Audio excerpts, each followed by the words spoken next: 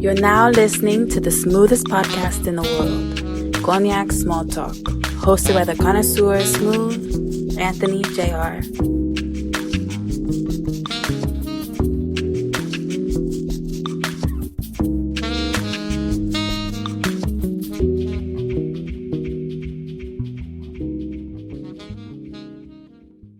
All right, welcome back to Cognac Small Talk. This is a podcast series on how I personally feel we should be moving as creatives and business entrepreneurs. This is actually the last episode or interview that I'll be doing for 2019. And I got the pleasure of having my friend, somebody that pushes me very creatively. He's a stylist, he's an entrepreneur, he's a financial analyst, a blogger, and so many different things. So I got my guy, the Curator of Cool, a.k.a. my brother Endurance. How you feeling today, bro? I'm good, my guy. How you doing? Everything good? I'm good, man. Appreciate being here. This is new. I gotta tell people on Instagram, this is how I know I made it. When I end up on the podcast, this is how I know I made it. You know, this is something that was long awaited, bro. I feel like, wanted to kind of do this with you for such a long time, but I think we was in a space where we were both kind of busy trying to get other things done, but we just wanted to make sure that the timing was right. You know what I'm saying? Yeah. So now that we actually are doing this, man, aside from all the stuff that you got going on, how are you personally? Like, how are you feeling? How's your soul right now? Oh, my soul. See, that's a good question. I think when normally people ask me how I'm doing, I'm just like, I'm okay. Yeah. I think okay's always been that surface level. Yeah. My soul's good. Yeah. It can be all right, it can be great, it can be not doing so well. I'm always trying to better myself. Yeah. And the qualities of content in terms of a soul, of what type of man do I want to be? What type of man do I portray myself? What type of morals and ethics do I want to exude? Whether as being a great friend, brother, boyfriend, son, the list goes on. I'm always constantly talking to God every day, yo, how can I be better to give you the glory, essentially?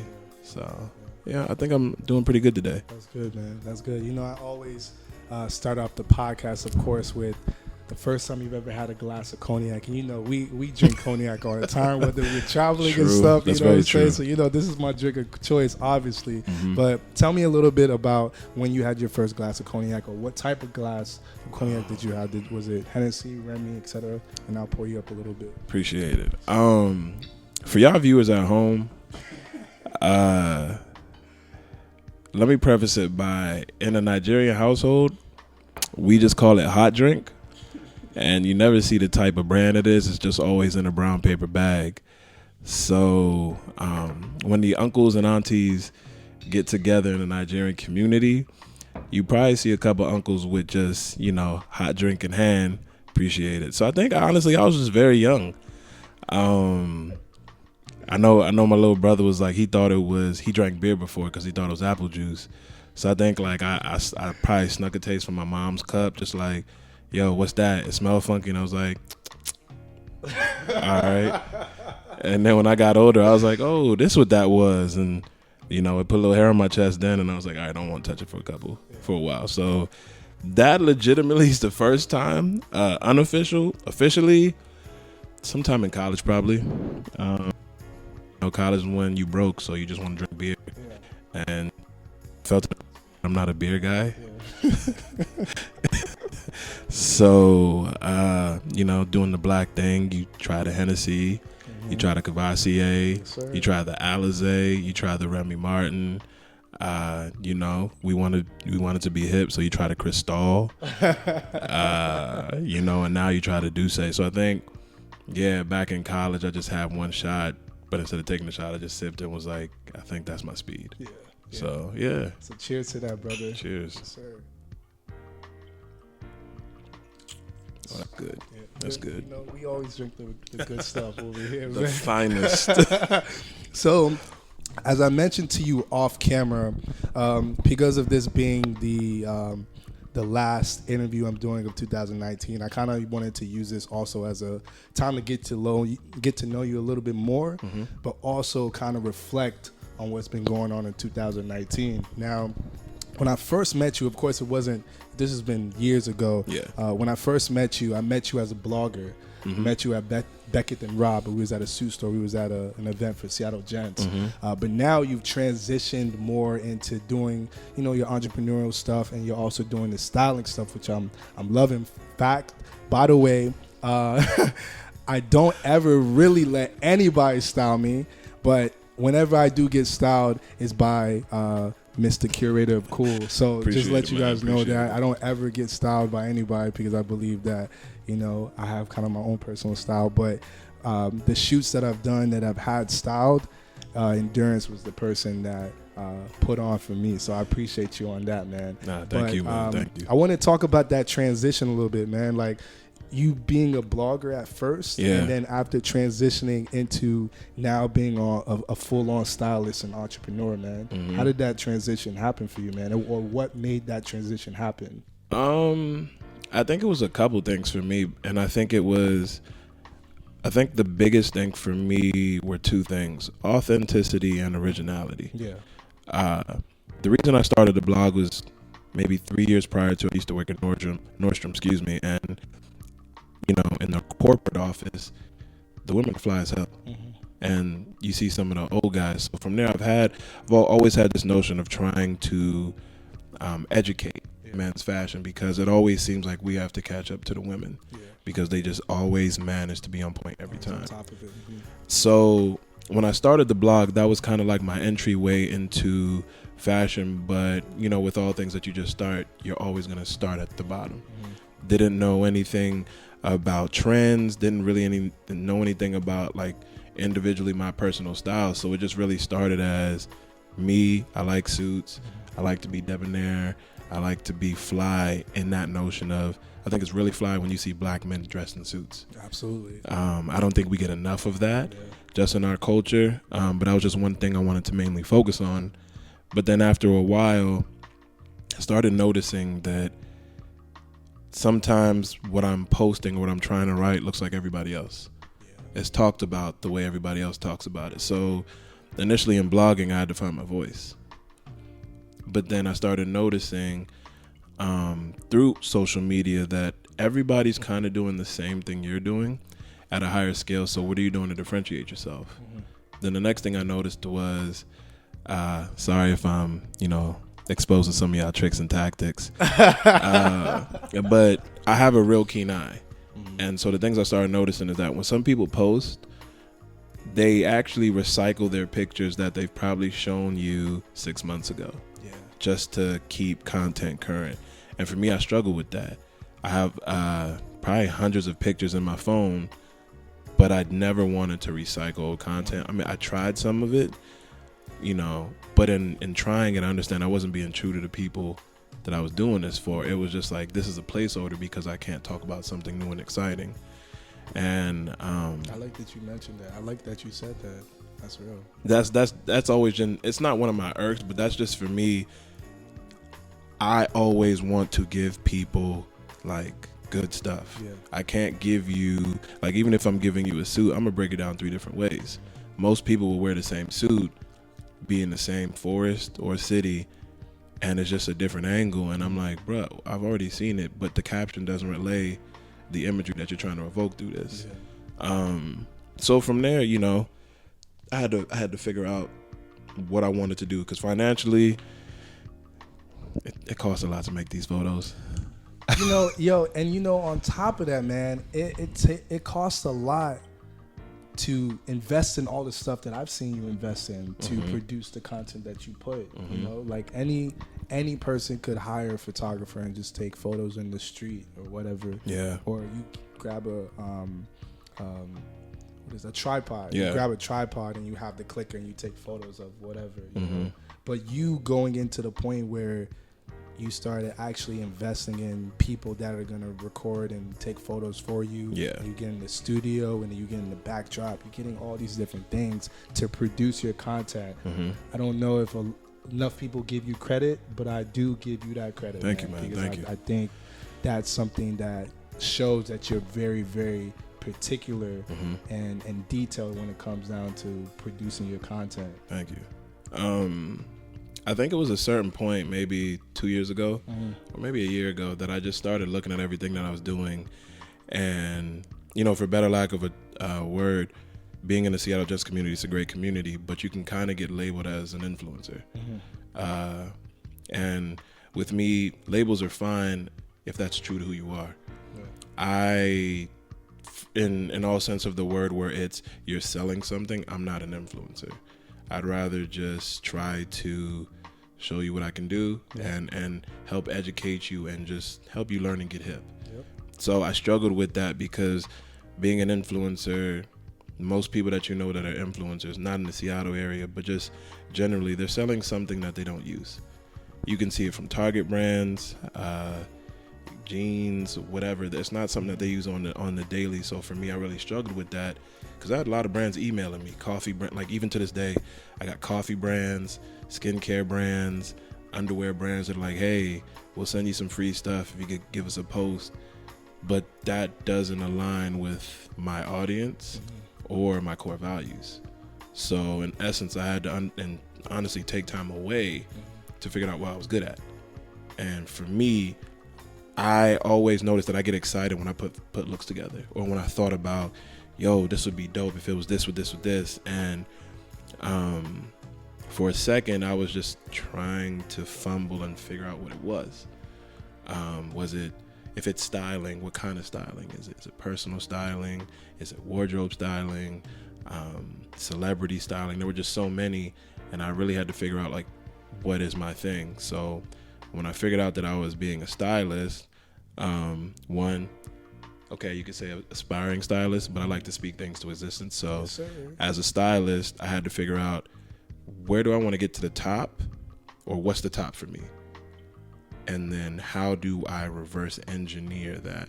So I already had a picture in my head. I want to do athletes, would love to do red carpet events, but I would also love the personal style too, because I don't want to forget that, again, my core audience, it could be men and women that have seen me from the beginning. But again, if I want to get there, how do I get to the top? Well, you have to produce great work. Sitting in my mind is, what's great work? Well, people have to see it on Instagram. What are you going to put on Instagram? So every time I kept questioning myself, I had to get closer and closer and closer to what, in my mind, would allow me to make it to the next level in styling. And so I think that's kind of where I am right now, just moving into the next chapter of my path right now. Do you think that that's kind of what inspired you to create Curate? Not only a play off of your name and your blog, but just to be able to showcase what you do as a stylist? First of all, Anthony totally came up with the name. Don't let him fool y'all. It was a great, it was a great name. I wasn't sure what to call it, but he lobbed it up there, and I just happened to knock it down. I think the show definitely is a great representation of that. The show in itself is organic because I love to have conversations with people like the way you're doing it. But I think oftentimes we don't get to talk about personal style. Yeah. We don't get to educate each other or just really simply break it down to what do we like, what do we dislike. And for me, the show is also another portfolio. Whether it's the photos that you see or whether it's the styling montages, in some way, shape, or direction, that's me creating art for people to see. And with the different guests, it challenges me every step of the way. You were my first guest. I appreciate that as well, man. No, the honor's on mine. I think y'all can see the alley-oops we've been throwing each other, you know what I'm saying? When I first decided to do it, my first question to myself was, who is the flyest person that you know that outside of the Seattle Gents has their own aesthetic? So when you came to mind, it was a no-brainer. But my whole thing was in my mind, can you knock it out? Because the friendships that we have, me, you, and our entire squad is we're going to be real with each other. Yeah. So with each episode that I'm trying to do, I have to understand if I don't execute, you guys going to let me know. Yeah. You're not going to like, it was okay. Yeah. You know, if it's lame, we will agree with that. Yeah. So I kind of run the risk of, you know, if you go hard, you got to put 100% of the risk in there. Yeah. And the reward is, you know, when you have people like yourself saying, yo, he's done a great job. So that's always in the back of my mind. I'm not living for the reward, but I know the risk can always be somebody turns around or is in the show like, yo, it sucks. Yeah. And then you got to eat that and just hopefully get better. But everything's a learning experience from then on. So would you say now that you've been doing Curate, I know that you just did one recently, what would you say would be the next thing that you would kind of want to implement if it's not doing Curate, or if you want to continue doing Curate? What would you say now there are things that you kind of want to change in regarding to the way that you've been styling? Because I've been watching each episode and I've seen like how things have changed each episode, and it's just getting better and better and better. Yeah. So now what is next for you, like, or in that space? That's a great question. I think honestly, when you have a craft, you're always trying to sharpen your tool. So I'm always looking forward to seeing how bold I can go, how big I can go, well, within budget, of course. Yeah. But also, what's the word I'm looking for? How creative I can get. One thing that I've been thinking about is we live in an interesting part of the U.S. called the Pacific Northwest, where you get 3/4 of the seasons. I wouldn't really count winter here. And for those people that live here, there's a look that they have that the average person has, whether it's with a down jacket, the bubble jackets, the boots, the hiking boots.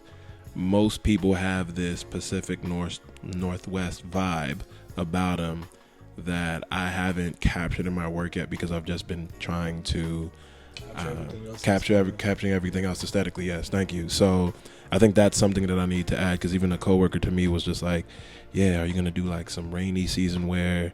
And even some people who have said it in comments were like, I would love to see if, you know, you would do a specific type of wear just because of where we are. I think it would work. So continuing to sharpen my craft like that and not really be on trend, but pay attention to the trends that are coming.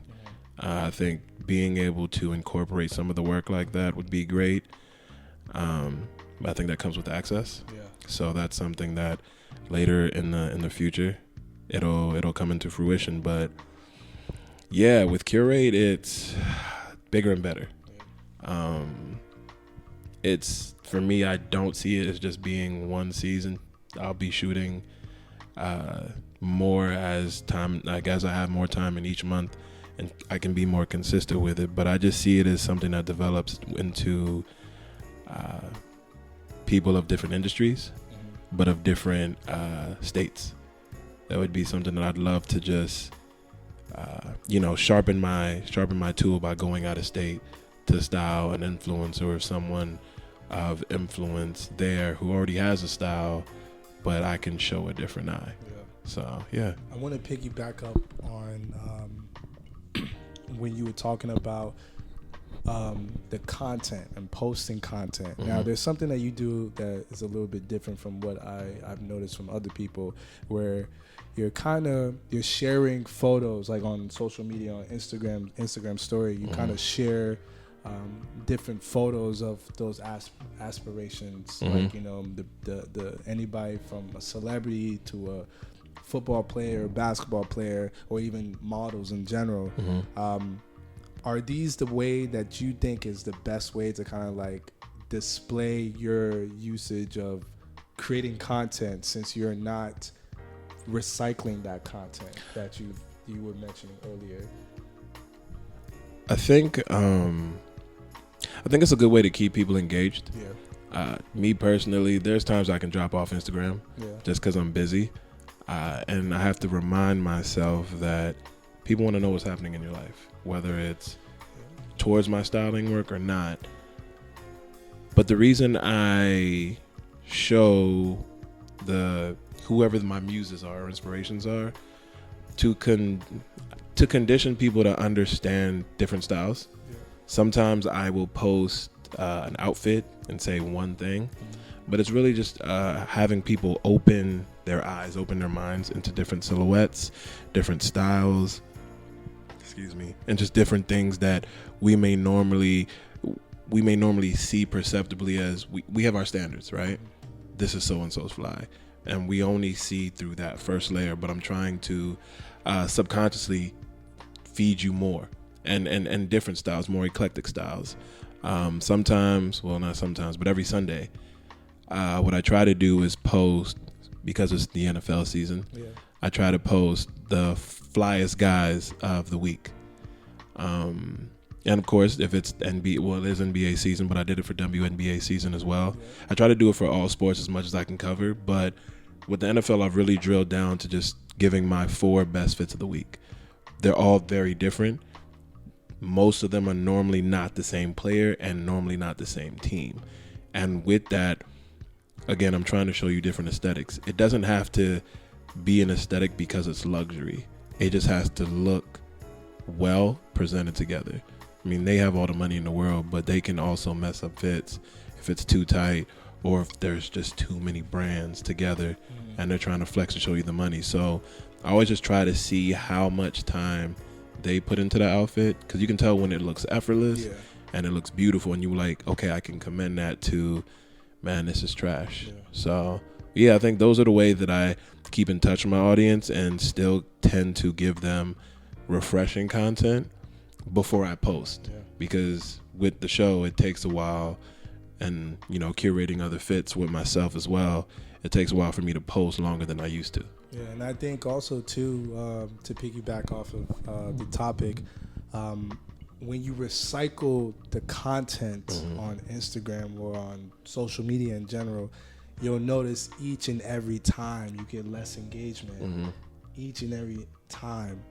Now, is that truly beneficial at that point? Are you just posting to post, or are you just posting to keep relevancy? It's like, I remember when, and I've noticed it when I used to follow a couple of bloggers and stuff that I noticed doing that stuff all the time. Yeah. And it was like, okay, great. You're just posting just to post, like just to be on our feed, or what exactly are you trying to do? Like, I feel like at this point, this is where the quality versus quantity comes into play. I love the fact that Instagram now, and they've done this a while ago, but Instagram allows you to be able to post multiple in one post. Yep. Post multiple in one post, so that way, if you had you have 2 of your favorite fits from a shoot or something like that, you can post that in the same post. For sure. Versus having to, okay, I want to kind of spread it out and at least be able to show it off, but just not post it back to back. I think that I've started noticing that from a lot of people. But what would you say would be your main point? Because there's some people that, people feel as though you have to post every single day in order to stay relevant. Even with myself, I like to stay relevant within my Instagram story, but as far as like when my Instagram feed, it's like I only want to post things that are a purpose of content that is meaningful, versus something that I'm not gonna lie. There's times that I'll there's sometimes I'll post something like a fit that's kind of fire, you know what I'm saying? But like, for the most part, I want people to know that when they look at my Instagram, it's a resume. I want people to know, like, I do like to dress fly. I like to be involved in different communities. I like to grow communities. I throw events, panels, etc. But I want people to know that I'm not just somebody that's just like taking photos and stuff like that. You know? What do you think about when people are posting every single day for the sake of just being relevant? Well, a couple things kind of come at me at that point. One, I do understand that their Instagram profile is a business, right? So sometimes they have a posting schedule to keep the lights on. And with the way Instagram was before and kind of how it is now, they had to keep posting and posting and posting, whether it's recycled or not, to basically stay within the algorithm. So I understand the point of having to post a lot to stay relevant, because there's moments where I was posting often when I had all the content with me, because I would hoard content for 3 months and then come every week with something new. Yeah. But then when it's dry, you could see how things would affect your likes, because Instagram would only have 6% of people looking at your Instagram because of the algorithm. You were too far gone and it's too hard to come in. So I understand that. But then there's other times where I think for certain people, they just post to remain relevant. They get to a point where before we were all dumb to Instagram. So if somebody's posting that you follow, you're like, great, I love it.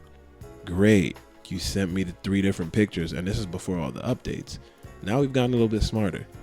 Now the consumer doesn't want to see the same thing. They want to see what you can actually do authentically.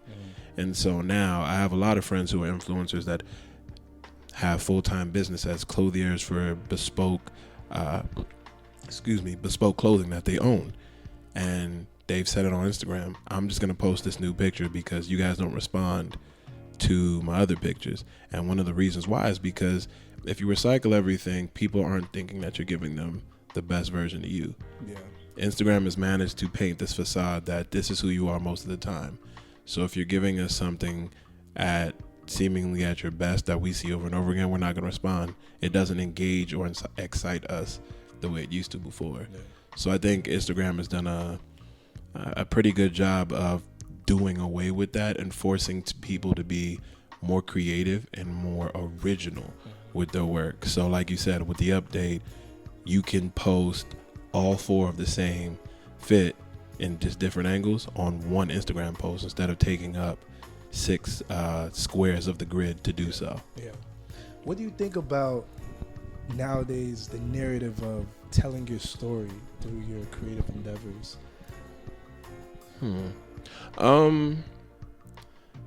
I think it's a big thing. I naturally believe that we're all storytellers. Yeah. We all have different experiences. We've all grown up in different ways to make us who we are. And I think the beautiful thing about us is, whether it's in our speech, whether it's in our style, or just the way that we carry ourselves, there's a story behind that we can express. So I think telling your story through your art is beautiful. The tough thing is, creatively, how do you figure out the imagery to portray that? Me, I'm a stylist, right? So if I want to talk about hardships, or want to talk about moments of success and triumph, or even just failures, how do I involve that into the clothes? Is it a mood? Is it a feeling? Sometimes that's where the caption comes in. But you have to be able to tie your caption into your work. And I think that's the tough thing, trying to figure out the imagery that's going to come across to people in different ways, but still tying into what you want to explain. Yeah. So, yeah. So when you say that, what would you say has been your method of telling your story through the way that you've styled people, the way that you use comments on social media? What would you say has been your best method of doing so? Before, I used to just post and give like long wordy captions. Yeah. And then people started reading these books that were like, yeah, you should continue with these long wordy captions. Do you think that works, by the way? Not for me. Yeah. Sometimes for me, it's just, I've learned sometimes it's just better to be simple. Yeah. Straight to the point, especially with my work. Because what I notice about art is, and art in the general sense of what you've read and what you've seen in museums, as soon as art is created, or even music as well, as soon as that art is created and you put it out to the world, it's up for the interpretations of everybody else. You know, it's it's you put your soul you put your soul into it, right? And you hope that the message gets across, whatever it may be. But really, the interpretations can vary across different spectrums depending on who it is. So for me, I like something that is very short and simple.